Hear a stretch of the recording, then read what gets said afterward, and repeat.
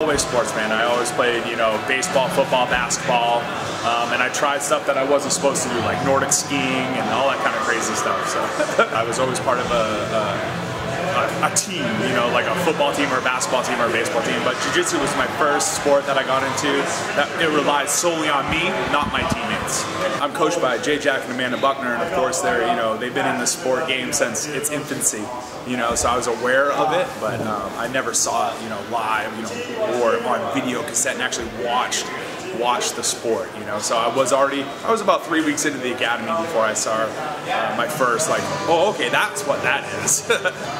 I never really had an aspiration to go into MMA. It was kind of like one of those things where, again, I was like, I wonder if I could do this. I wonder if I could train hard enough, get up enough confidence, get up enough here we go, and see if we could do it. So that's pretty much how I went into it. It's like, can I do it? I bounced for a number of years before that, but then again, before jiu-jitsu and before I met Jay and Amanda in the academy, it was kind of like I was a big guy, so I didn't really have to fight too much because it was like presence was 9/10 of the game. I got out there and man, it was really, I didn't have the pleasure of fighting an amateur fight, so I got thrown right into the mix. The main card was Jason Mayhem Miller and Lawler, so it was a big deal, and I was terrified, really terrified. I've always been kind of like the, jack of all trades, bunch of hobbies, mountain biking, fly fishing, and then I told my wife I was going to do this, and she's like, another hobby. Jeez, how much is this going to cost? And when are you going to get hurt? And when are you going to get to work? And then it was like I started training and then sold everything. Sold my mountain bike, sold my fly fishing equipment, just quit everything. Work and gym, that's all I did.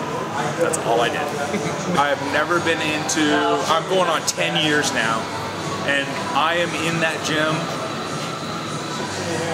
every day. I mean, there's Sunday is probably my only day off, but yet still again, I book privates on Sunday too. So I mean, I'm always doing the sport 7 days a week.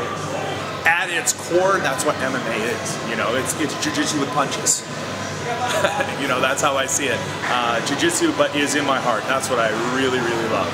If it was like, all right, Durfee, you could never throw another punch in your entire life. All you can do is roll jiu-jitsu. I'd be like, sweet, awesome, whatever. I just think, getting punched in the face sucks. To be honest with you, but for my last fight I trained with, my coach saw something in me. He's like, you know what? You really didn't like that training cycle. Like you were just, you did it, and you put everything you could into it. And then when I was training for the Worlds, he's like, holy shit, look at the smile on your face after a hard workout. Look at, that's what you're loving, And he kind of made me realize that, yes, I'll fight MMA. It's fun, it's hard, but there's something about jiu-jitsu that I really, really, really I dive into. I analyze positions and I'm looking at different stuff. I'll watch high-level jiu-jitsu more than I watch MMA. I'd rather watch a big, sport jiu-jitsu tournament on Budo videos more than I would buy an MMA fight on pay-per-view. Well, I run a kids program at the academy, and we start a Little Pups program as 4 to 6, and then from 6 to 14. And we do Brazilian Jiu-Jitsu, and on Saturday we kickbox. We use a full headgear and boxing gloves, and the goal for me is not the sport aspect, it's the life aspect. Budgetary cuts, lack of supervision.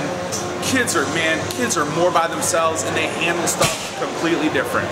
I mean, there's bad things happening in school. There's fist fights, there's all the bullying is a big hot topic right now. And man, if we can get a kid, not even to defend himself, but to have the confidence to, just say, hey, stop that, guys. I mean, if you have a kid that's getting bullied, I want my kids, especially the kids that go to my academy and wear the t-shirt and the patch proudly, to be able to walk up to those kids and say, guys, let's end this right now. There's no need for that,